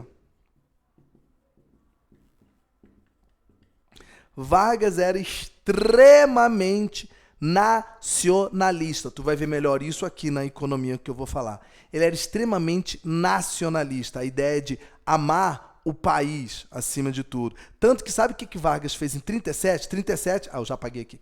37 é quando começa o Estado Novo, não é? Só um parênteses, a gente chama de ditadura. E o que vai aparecer na tua prova, tá normal. Mas na época, você pegou a máquina do tempo e voltou em 37, 38. Você acha que o pessoal lá chamava de ditadura aquilo? Falava, o governo maravilhoso. Mas o Congresso tá fechado, não tem eleição para presidente, não tem vice-presidente, tudo é censurado, eu não tenho liberdade, greve é proibida. E a galera falava, não é censura não, tá bom. Era assim mesmo na época, ainda assim, por causa desse episódio que eu vou falar, relaxa. O que eu ia falar é o seguinte, perdi o que eu ia falar. O que eu tava falando? 1937, quando começou o Estado Novo, numa cerimônia pública, sabe o que Vargas fez? O bicho é louco, cara. Ele mandou hastear todas as bandeiras dos estados. No estado de São Paulo, Rio de Janeiro, Bahia, Pernambuco, Minas Gerais, Rio Grande do Sul. Mandou hastear todas e no meio a bandeira do Brasil. Numa cerimônia pública, na rua, todo mundo vendo. Aí ele mandou queimar todas as bandeiras. Fala, eita, Clécio. Queimar bandeira, isso não é crime, não pode queimar bandeira. Ele mandou queimar todas as bandeiras do Estado, só deixou a bandeira do Brasil, querendo falar, a partir de agora não existe paulista, mineiro, baiano, pernambucano, a partir de agora todo mundo é brasileiro. Acabou. Nacionalismo. Então Vargas passou isso aí, Amazonas, que você colocou aí das cartilhas, que as criancinhas, de patriotismo, hierarquia, isso tudo aqui era passado desde pequenininho para as criancinhas. O Leonardo falando que proibia as bandeiras dos estados. Só com calma, galera. Senão daqui a pouquinho vai sair do curso todo mundo aqui. Queremos Vargas, não, calma. Mas o que eu tô querendo falar para vocês, gente, é o seguinte, o que eu tô tentando mostrar para vocês é que ele fez uma coisa que funcionava. Ele tirou proveito de um contexto onde nós estamos saindo de uma república velha, onde a maior parte da população estava extremamente descontente com a política e com a economia do país. Aí vem um cara que promete mudar tudo e começa a fazer mudanças. Isso que eu nem entrei nessa parte ainda, hein? Eu tô falando só da parte política. Ele agora te deu o direito de voto para as mulheres, acabou com o voto de cabresto, te deu 10 mil leis trabalhistas. A CLT é agora, que durante o Estado Novo, que ela é em 43, detalhou todas as leis trabalhistas. Então ele está fazendo coisa que está funcionando. Porém, tudo isso aqui que eu falei, Antes que alguém fale, nossa, Clécio, vou mandar uma carta pro Lula para ele fazer isso aqui também, aí todo mundo fica gostando dele. Então, olha só, querido, eu coloquei as duas coisas juntos, né? Por um motivo. Isso aqui sozinho não serve para nada. Isso só deu certo por causa disso que eu vou falar agora. Não adianta nada, querido, você apertar a mão do presidente na República, mas tu voltar para casa com fome. Não adianta nada, pô, o presidente esteve lá no meu serviço, pegou meu filho no colo. Ah, mas teu filho tá sem comer. O que adianta você encontrar o presidente na rua, ter festa, ó, teve show da Ivete Sangalo, que lindo, mas eu tô desempregado. Então, o populismo sozinho não adianta nada. Só deu certo porque, junto a isso, tinha isso aqui que eu vou falar agora de Vargas. Pode começar? Pode lá.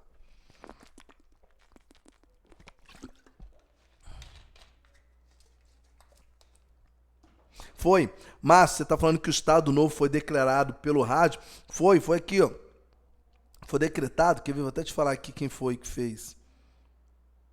Acho que eu falei, o Olímpio Mourão Filho, mas quem falou no rádio foi o general Góes Monteiro, se não me falha a memória.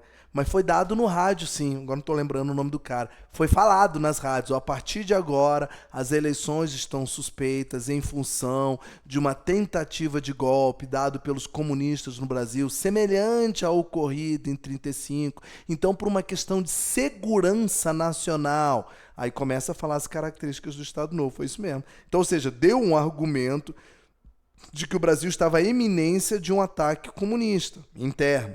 E por isso foi avisado na rádio. Você está escutando e falou, eita, pô, olha só, os comunistas estão tentando. Não, então, Vargas, você está certo mesmo em cancelar a eleição, senão o Brasil vai virar comunista, né? Foi avisado assim mesmo, Márcio. E agora vamos para a nossa economia. Gente, olha só. A economia é sensacional. Eu vou começar já com isso aqui. Eu vou escrever, mas vou explicar calma, tá? Primeira coisa, gente, que eu já vou deixar aqui, ó, bem grandão. Governo de Vargas, não, o Rafael de Geografia deve estar falando isso. Não tem como falar de Getúlio Vargas sem falar isso aqui. Se vai gravar uma única coisa de Vargas, grava isso aqui.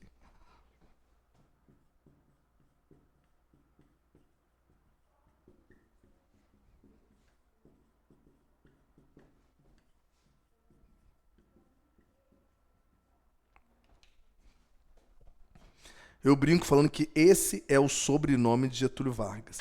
Vargas vai ser um cara que vai investir maciçamente em indústrias de base nacional. Agora eu vou explicar um de cada vez. Então, primeiro, falou em Getúlio Vargas, você está falando de indústria. Tanto é que eu acho que eu comentei isso na aula passada, não sei. Se eu não comentei, eu vou falar agora. Sabe aquele monte de leis trabalhistas? Salário mínimo, repouso semanal, jornada máxima. Tudo aquilo é para trabalhador urbano. O foco de Vargas aqui, ó, valorização do trabalho, é o trabalhador proletariado, é o operário, é o trabalhador urbano. Antes que você escreva aqui, cara, o cara é louco, ele abandonou a agricultura? Não abandonou, não. Vai ter um tópico aqui embaixo para agricultura. Relaxa, eu vou falar da agricultura também, calma. Mas o foco dele, o forte de Vargas, vai ser o trabalhador urbano. Então ele vai começar investindo maciçamente em indústria. Tanto é que no governo Vargas tem um grande êxodo rural no Brasil. Muita gente está saindo do campo e está vindo para as cidades. Não só Rio e São Paulo, mas onde tem a cidade, onde estão as fábricas. Tanto é que você lembra quando eu falei para você lá atrás, por que o cangaço acabou? Acaba ali na década de 30, início de 40, por causa disso. Porque o campo está ficando vazio, não tem mais espaço para um cangaceiro. A galera está vindo para a cidade tentar nisso. Então, antes, Carlos, pegando o teu gancho que você falou aí, esse populismo só funciona com isso aqui, que eu estou explicando agora, tá? Então, gente, vou repetir. Na boa, sair na rua e apertar a mão de pobre para ele continuar desempregado, não muda nada. Tá? Tu precisa disso. Então, primeira coisa, Vargas investiu maciçamente em indústria no nome da cidade. Todas as leis trabalhistas é voltado para a cidade. Então, nós temos um grande êxodo rural no governo dele. Segunda coisa, indústrias é a primeira vez que você fala isso. Posso dar uma sugestão? Posso. Apareceu na sua prova a expressão indústria de base, tu já sabe que é esse cara aqui. Porque nós temos indústria lá no Dom Pedro II, do Barão de Mauá, não é base. A gente tem na República Velha que cresceu graças à Primeira Guerra Mundial, não é base. Indústria de base agora. Você vai ter no Juscelino Kubitschek, mas não vai ser o foco dele. Então, falou indústria de base esse cara. Clécio, mas eu nem sei o que é indústria de base. Então, vamos lá, gente. A gente costuma ter as indústrias de bens de consumo e indústria de base. Indústria de base são as indústrias pesadas, são as indústrias grandes. São indústrias que geram energia ou matéria-prima para o Brasil. Então, indústria de base é uma siderúrgica, é uma mineradora, é uma hidrelétrica, é uma petrolífera. Isso é indústria de base. E indústria de bens de consumo é que você usa, é vestuário, é automóvel, é eletrônico, é coisa que você usa no dia a dia. Vargas vai investir nisso. Qual é a vantagem disso aqui? Gera muito emprego. Eu não estou criando uma fábrica de liquidificador. Eu estou criando uma mineradora, gente. Então gera emprego tanto para fazer como para manter. Então qual é a vantagem da indústria de base? Produz muito emprego. Por isso que a maior parte da população chama esse cara de pai dos pobres e adora. E olha o que eu vou falar. Mesmo no Estado Novo, que é um governo ditatorial. Vou falar um troço até feio aqui, viu? É como se falar o seguinte. Pô, você voltou no tempo, tá conversando com o cara. Ô, bicho, você tá no Estado Novo já, tá? Se bem que a economia, ele começa a fazer isso desde o início. Mas, por exemplo, você fala, bicho, você não vota para presidente. O Congresso tá fechado. Você tem censura. Ele te diria, mas eu tô empregado, né? Eu tô com comida na mesa. Meu filho tá na escola. Aí, provavelmente, ele diria, do jeito que tá legal. Mas eu falei, eita porra. Porque tá gerando muito emprego. Por isso que eu falei aquele lance do mendigo, que vai acabar virando crime, porque emprego tá gerando padedel. Só ver aqui o que o Leite falou.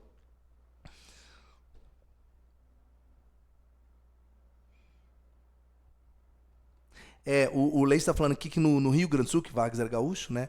Eles têm esse lance até de bairrismo, né? De patriotismo, no princípio com o estado deles, com o Rio Grande do Sul, depois com o Brasil. O Leite está falando que Vargas só pegou isso, que era regional, e estendeu para o Brasil. Fez isso mesmo, fez com que as pessoas tivessem amor.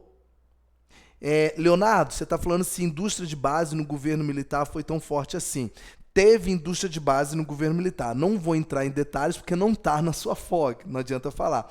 Mas o governo militar tinha um outro probleminha. Ele fez muitas indústrias de base, mas através de muitos empréstimos, que acabou gerando uma dívida muito grande com o Brasil. Mas não vamos entrar agora porque na tua prova não vai perguntar isso.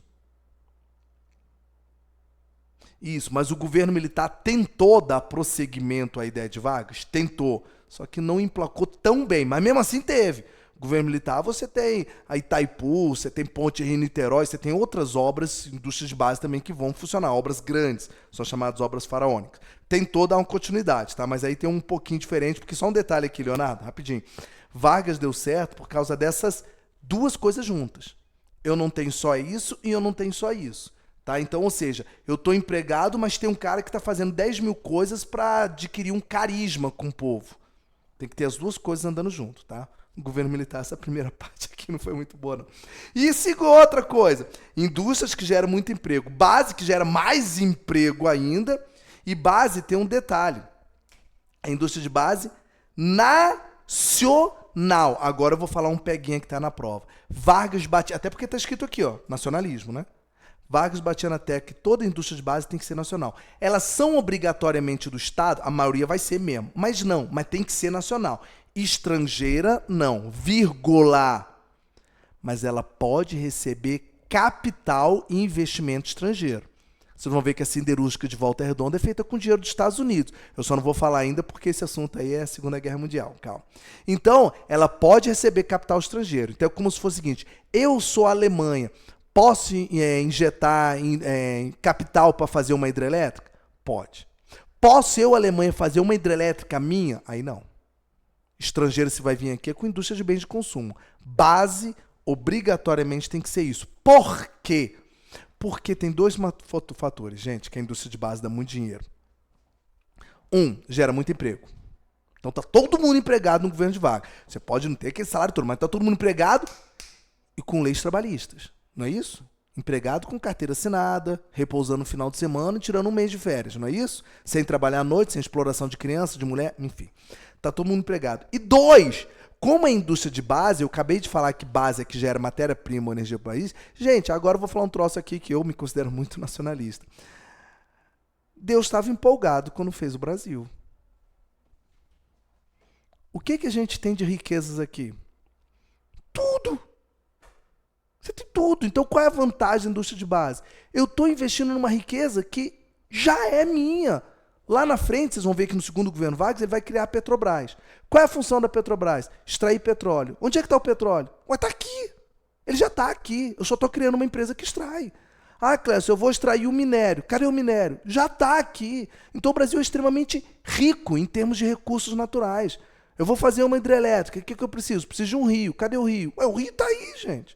Então, ou seja, Vargas tirou proveito de uma coisa que o Brasil já tem, que são riquezas naturais. Só que ele agora está canalizando isso para uma área, indústria de base, e tem que ser nacional para que a riqueza fique aqui. Ela não vai para fora. Porque se eu fizer uma hidrelétrica holandesa, a maior parte do dinheiro vai para fora. Então, ou seja, eu estou gerando emprego e estou fazendo a economia crescer porque toda a riqueza que eu estou tirando está ficando aqui.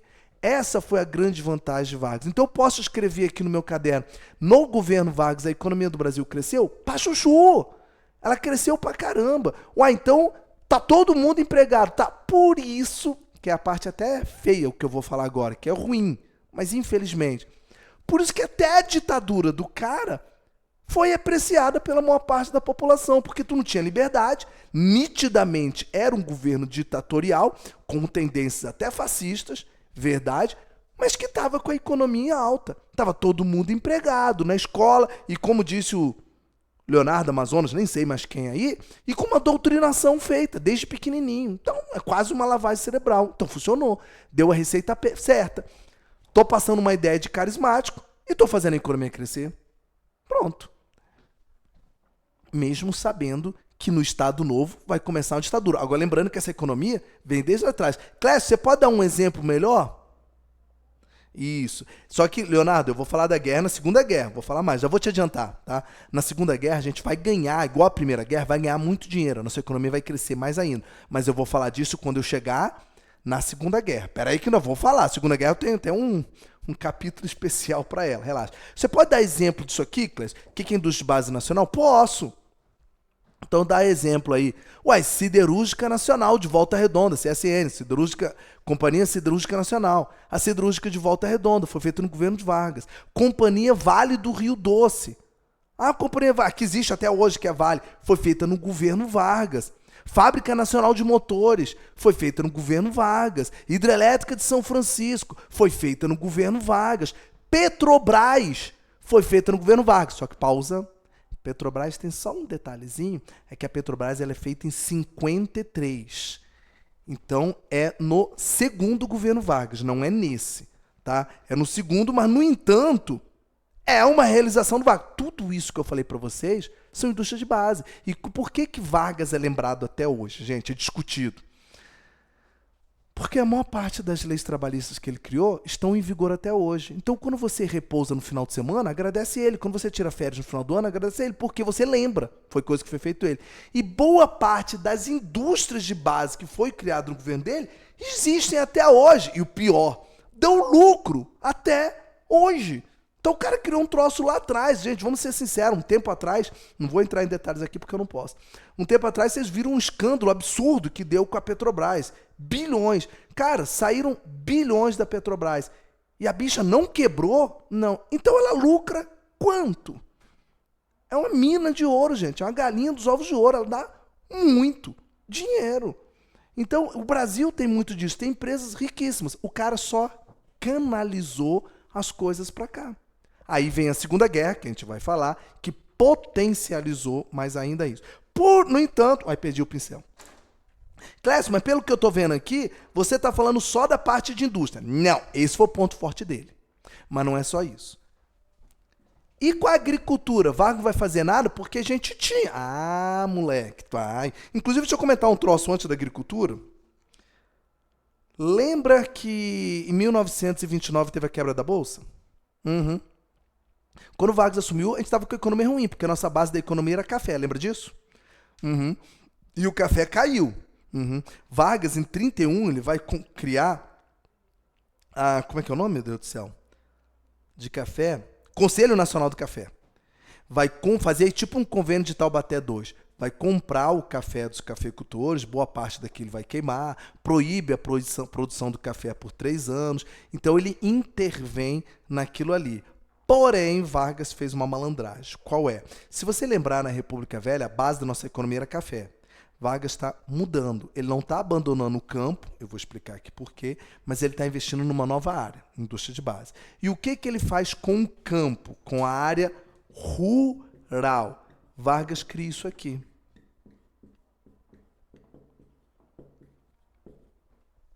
Institutos. O que são institutos? É um órgão do governo. Instituto é um órgão, vão ter vários institutos, tá? É um órgão do governo que serve para fiscalizar, normatizar, regulamentar uma área específica do campo. Exemplo.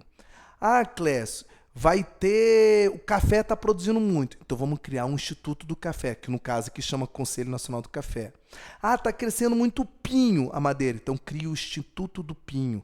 No sul está produzindo muito erva mate, então cria um Instituto do Mate. Qual é a ideia de Vargas?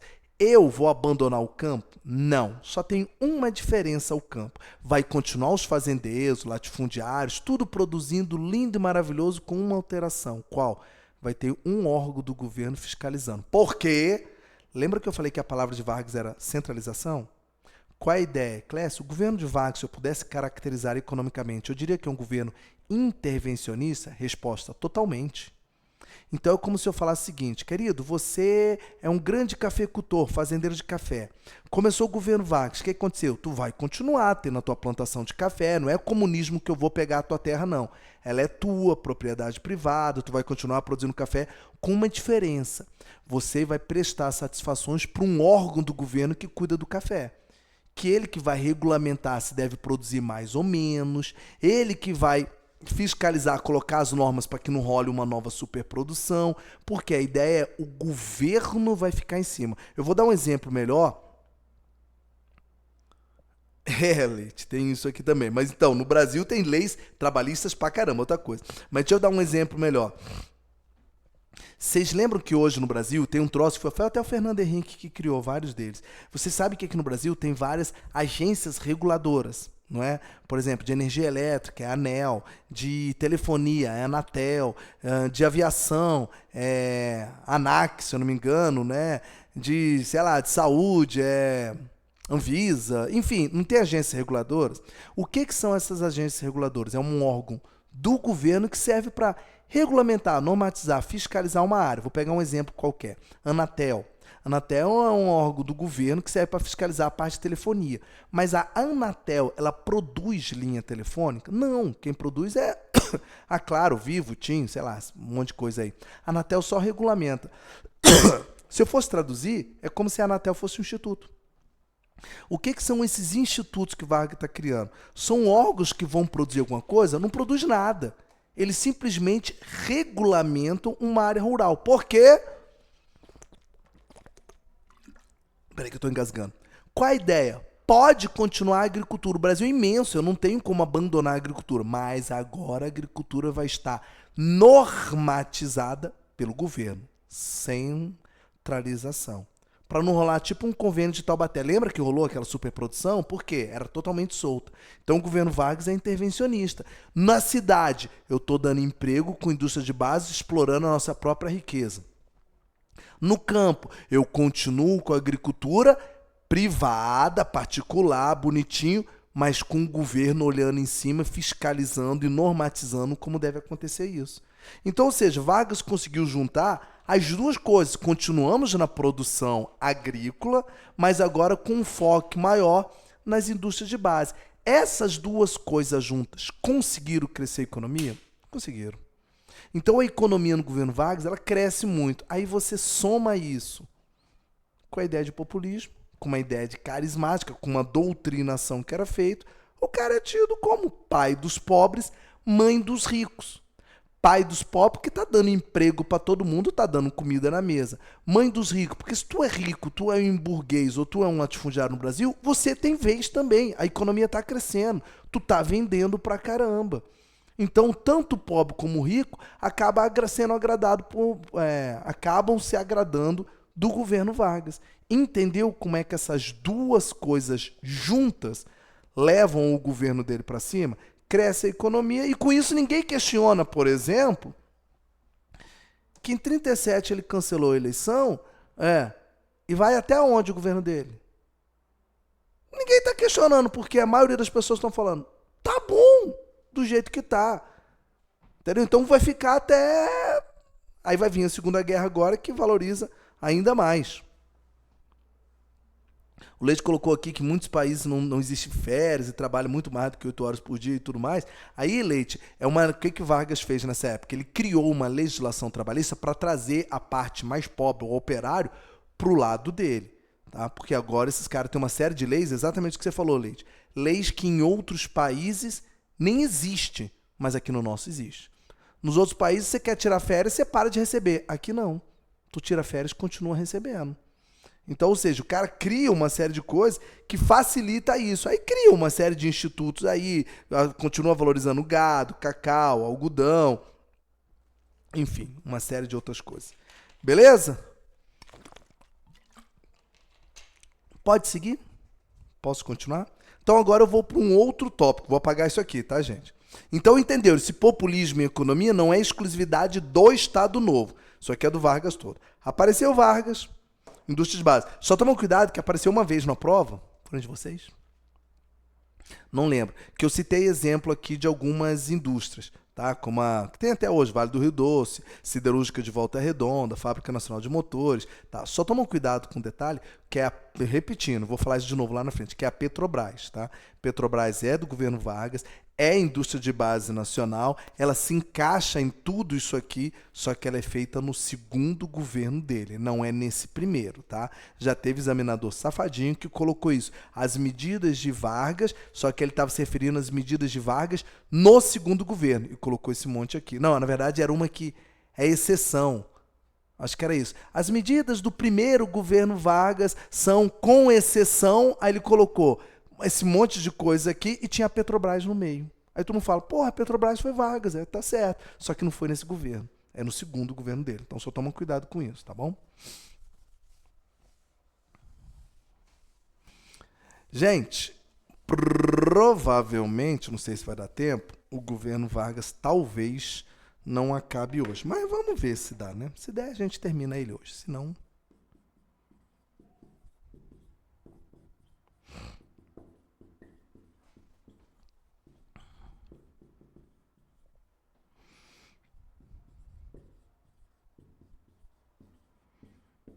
Então vamos lá. Vamos falar da Segunda Guerra? Vamos, Segunda Guerra Mundial. Ê, bagaça.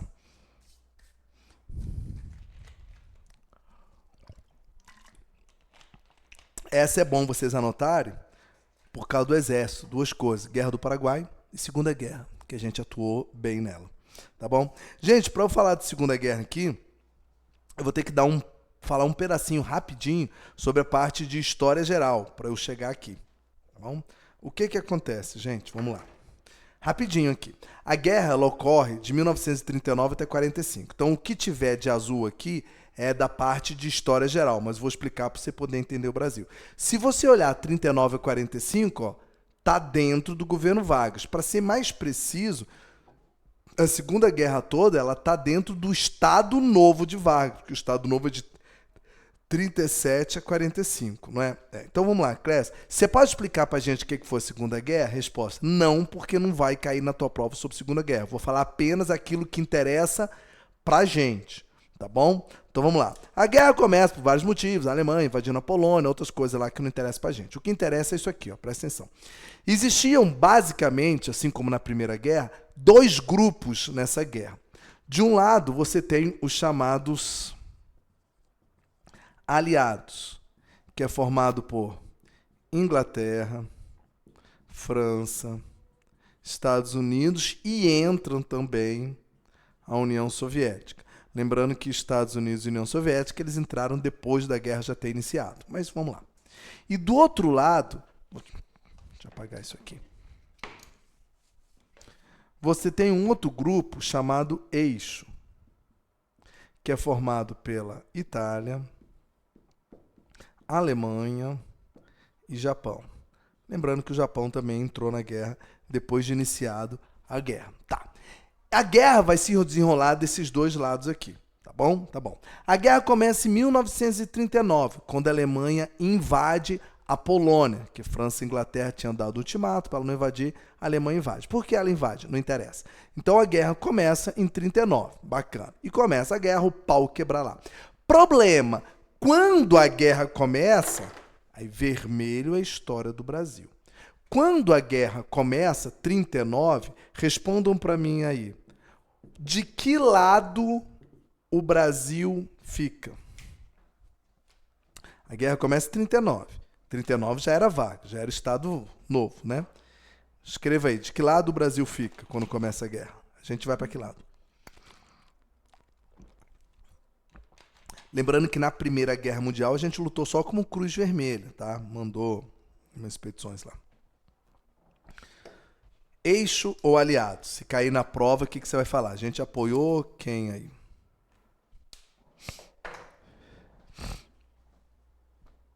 Roma já respondeu. Obrigado, Roma. O que acontece, gente, é o seguinte. Isso, aí é que tá.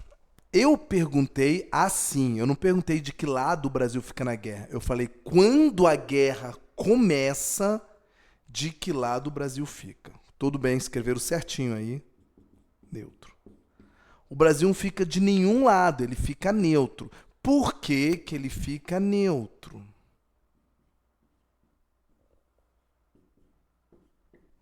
Porque o Brasil mantinha relações comerciais com o país dos dois lados. Mentira.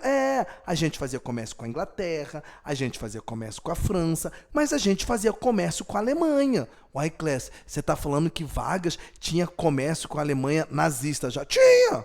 Tinha sim, a gente fazia comércio com a Alemanha, com os dois lados. Então, gente, eu costumo brincar que Vargas tinha um sonho. Qual era o sonho dele? Ficar neutro a guerra toda, porque assim como a Primeira Guerra, os países estão se matando e a gente estava ganhando dinheiro com isso. Mais para frente eu vou até falar mais especificamente como é que a gente ganhou, mas já posso te adiantar uma coisa. A Segunda Guerra Mundial, ela trouxe um crescimento econômico para a gente? Trouxe. Então a Segunda Guerra, ela ajudou a alavancar mais a nossa economia. Igual a Primeira Guerra, vocês lembram disso, né?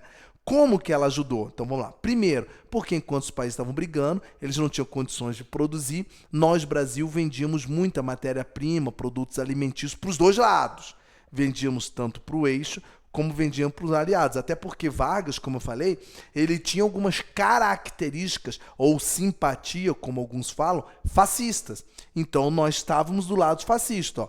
Itália fascista, Alemanha fascista, e o Hiroshima no Japão tinha tendências autoritárias também.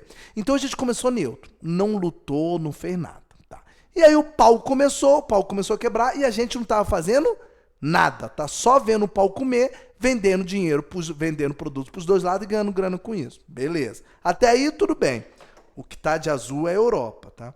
O que vai acontecer, gente? O que vai acontecer é que em dezembro de 1941, o Japão ataca os Estados Unidos. Mais precisamente, no dia 7 de dezembro de 41, você deve lembrar, o Japão ataca a base militar de Pearl Harbor, no Havaí. O que a gente tem a ver com isso? Calma, eu vou chegar lá. Os Estados Unidos, até esse momento, ele também estava neutro na guerra. Ele não tinha entrado ainda, tanto que eu sublinhei aqui. Ó. Esses dois vão entrar depois. E aí o Japão ataca os Estados Unidos. Atacou por motivo dele, problema dos Estados Unidos. O problema é que o Japão ataca em dezembro de 41. Isso significa que em janeiro de 42, logo depois, os Estados Unidos entram na guerra. Tá bom, Clécio. Os Estados Unidos entram na guerra. Bacana. E aí começa. Eles entram primeiro numa briga lá no Pacífico para retomar as ilhas japonesas, chamada Operação Midway, Batalha de Midway. Vai lutando com o Pacífico, tudo lindo, maravilhoso. O problema vem agora, mais precisamente Em 42, mais precisamente, em 42 acontece o quê? Ai, meu pai do céu. Eu vou ter que fazer um desenho aqui rapidinho, tá, gente? Deixa eu ver se dá tempo. Dá. É rapidinho, tá? Como os Estados Unidos entram na guerra, os Estados Unidos começam a pressionar o Brasil a sair dessa posição e tomar um lado. Ó, fica daqui, fica dali, fica de lado lá. O que acontece, então, por causa disso? O Brasil é forçado, pressionado pelos Estados Unidos, a cortar relações com o eixo.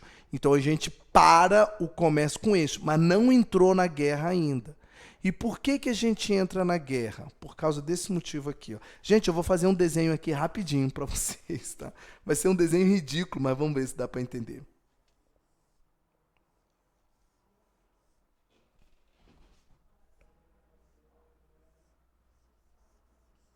Pronto. Isso aqui é a África. Isso aqui é a Europa. Europa. Aqui é a África. E aqui é a América. O que acontece, gente? Os Estados Unidos começam a lutar lá no Pacífico. Daí. Só que num determinado momento, os Estados Unidos vêm lutar aqui no norte da África para tirar os fascistas que aqui estavam. O problema é que essa distância aqui dos Estados Unidos até o norte da África é muito longe. Os pilotos norte-americanos chegavam praticamente sem combustível. Aí o que os Estados Unidos fazem uma proposta para o Brasil? Brasil, você está neutro, você não está na guerra. Não. Posso eu, Estados Unidos, usar o seu Nordeste como base para abastecer meus aviões? Pode. Olha para o mapa. O que os Estados Unidos fazem? Param aqui no Nordeste para poder ir para a África. Então usam lá Rio Grande do Norte, Fernando de Noronha, Maranhão. Se você for até hoje lá, tem alguns canhões escrito Made in USA, tem algumas coisas que os Estados Unidos deixaram lá. Os pilotos norte-americanos vinham abastecer. E as relações do Brasil com os Estados Unidos eram mais estreitas do que do Brasil com os países do eixo, Alemanha, Itália ou Japão. Tá? A gente já havia ido para os Estados Unidos, o presidente norte-americano já esteve aqui no Brasil, conversou com Vargas, então a gente estava cada vez mais estreitando. Tanto é que nós cedemos o nosso Nordeste para os Estados Unidos abastecer os aviões. Pausa. Esse lance da gente ceder o Nordeste, a gente não cedeu por amor, não. Os Estados Unidos pagaram 20 milhões de dólares para poder usar o nosso território. Foi com essa grana que Vargas fez a CSN, Companhia Siderúrgica Nacional, Companhia Siderúrgica de Volta Redonda. Uai, peraí, Clécio. Então, a Companhia de Siderúrgica de Volta Redonda foi criada com dinheiro norte-americano? Mas você acabou de falar pra gente que Vargas era extremamente nacionalista? Não, o que eu disse? Que indústria de base tinha que ser nacional, mas podia ser feita com capital, lembra que eu falei isso? Estrangeiro, sendo que os Estados Unidos deram esse dinheiro pra gente, foi com essa grana que nós fizemos. Então nós emprestamos emprestamos o território para os Estados Unidos fazer. Só que quando nós emprestamos o nosso território para os Estados Unidos usarem para poder atacar os países do eixo, a Alemanha ficou puta na vida. Aí o que a Alemanha fez? Porra, Brasil, tu tá ajudando o país inimigo. Normal. A Alemanha começa a atacar os navios nossos. Então a Alemanha começou a afundar navios brasileiros. Por que a Alemanha está afundando nosso navio? Porque a gente cedeu o território para os Estados Unidos. E por que a gente cedeu? Porque os Estados Unidos pagaram a gente. Além de que nossas relações comerciais eram mais estreitas com os Estados Unidos do que com os países do eixo. A Alemanha começou a atacar nossos navios. Clécio, você falou atacar nossos, plural. Gente, foram mais de 20 embarcações que a Alemanha atacou. Navios mercantes que estavam indo para a Europa, alguns aqui na costa brasileira mesmo. Aí você talvez esteja perguntando, uai, mas peraí. A Alemanha então afundou vários navios nossos. Mas vários e Vargas não fez nada? Porque qual era o sonho de Vargas?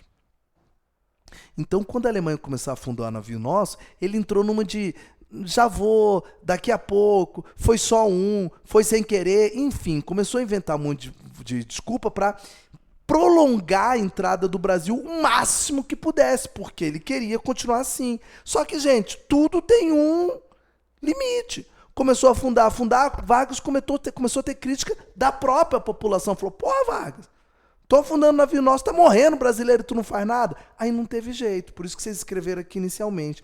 Em agosto de 42, agora é Brasil, ó. Então em agosto de 1942, não tem jeito, o Brasil... Eita ferro. Entra na guerra. Clécio, e entra de que lado? Obviamente, entra do lado dos aliados, ou seja, entra contra o eixo. Então, em agosto de 42, precisamente, a gente entra na guerra contra o eixo. Motivo oficial que vai te perguntar. Por que o Brasil entrou na guerra? Porque a Alemanha afundou navios nossos. Pronto. Ataque às nossas embarcações, nós entramos contra a Alemanha. E aí, nessa de entrar contra a Alemanha, Vargas fez duas coisas interessantes. Uma foi em 41 e a outra foi em 43. Em 41, antes mesmo da gente entrar na guerra, mas a guerra já tinha começado, porque a guerra começou em 39, Vargas cria a FAB, Força Aérea Brasileira. Qual era o objetivo da FAB? Carlos, eu vou até responder sua pergunta aqui, mas antes só falar uma coisinha. Eu estou ensinando conforme vai cair na prova. Tá bom, gente? Na tua prova vai dizer que nós entramos porque a Alemanha fundou nosso navio. Ponto é o que consta nas duas bibliografias do seu edital. Beleza? É que o Carlos perguntou aqui, não sei se vocês enxergam também, se é verdade que foi o próprio Estados Unidos que afundou o nosso navio para forçar a gente a entrar na guerra. Ô, Carlos, eu já ouvi essa teoria sim. Particularmente, eu tenho um amigo que o vô dele, já até faleceu, ele era do Maranhão e eles falaram que conseguiram, segundo ele, abater um avião alemão que estava aqui no litoral brasileiro. Abateram, mas pegaram o piloto com vida. E diz ele que quando pegaram o piloto, foram interrogar e tudo mais, e ele falava que o piloto alemão falava inglês bem demais para um alemão. As teorias da conspiração, Carlos, que falam, é que realmente tinha Estados Unidos com um avião disfarçado, alguma coisa, atacando a gente, para forçar a gente a entrar na guerra. Teorias, tá, Carlos? Particularmente não acredito muito por um motivo. Um ou outro até pode ter sido, porque foram vários navios, foram mais de 20 embarcações. Então os Estados Unidos afundaram todas as 20. Então pode ter tido uma pressão a mais dos Estados Unidos, mas até onde eu creio, pelo que eu li até hoje estudei, foi a Alemanha mesmo, de verdade, que atacou a gente mesmo, tá bom? Mas tem essa teoria aí de que os Estados Unidos forçaram a barra. O que foi a FAB? Força Aérea Brasileira. Mas o que interessa você saber? Não é a sigla, é isso aqui, ó. Pra que servia a FAB? Vargas criou em 41. A gente não tinha nem entrado na guerra. Tu criou pra que esse troço? A função da FAB era patrulhar o litoral atlântico. Ou seja, Vargas já sabia, a guerra já começou, o pau tá comendo, eu tô com receio de que esse pau chegue aqui no Brasil. Então, para evitar isso, vamos criar uma força específica para ficar patrulhando o litoral. Foi essa força, inclusive, que pegou os alemães afundando o navio nosso e tudo mais. E depois, em 43, ele cria essa aqui, sim, é que você tem que ter um carinho especial. 43, a gente já está na guerra. É criada a FEB em 1943. Por quê? A FEB são os... não falei o que é. Força Expedicionária Brasileira. FEB são os nossos pracinhas. São os caras que são enviados para lutar lá na Europa. Então nós temos uma força para patrulhar a galera aqui e a outra que é para enviar lá para a Europa. Vocês devem ter visto até nos aviões da FEB uma cobrinha enrolada fumando acho que é um cachimbo. Que era a expressão a cobra vai fumar, vocês já ouviram falar disso, né? Que era de um ditado antigo que falavam que era mais fácil uma cobra fumar do que o Brasil entrar na guerra, porque alegava que a gente não ia entrar nunca na guerra. Já tinham fundado vários navios, a gente não tinha feito nada. Aí quando o Brasil entrou na guerra e foi para a Europa, os caras fizeram questão de pintar na fuselagem dos aviões uma cobra fumando. E da FAB tinha aquela centapua. Eu acho que é um avestruz, eu não sei que bicho é aquele, é um avestruz zangado assim, com o brasão da República, ele segurando duas armas na mão. Depois você digita aí, centapua no teu computador, vai aparecer uma imagem lá de uma galinha, um avestruz, sei lá que bicho é aquele. Uma coisa assim. Então a FEB é que foi mandar os pracinhos. Perguntas de prova. Já caiu 3 vezes essa pergunta. A FEB é que mandou a nossa galera para a Europa. Para lutar onde? Nós só lutamos num lugar.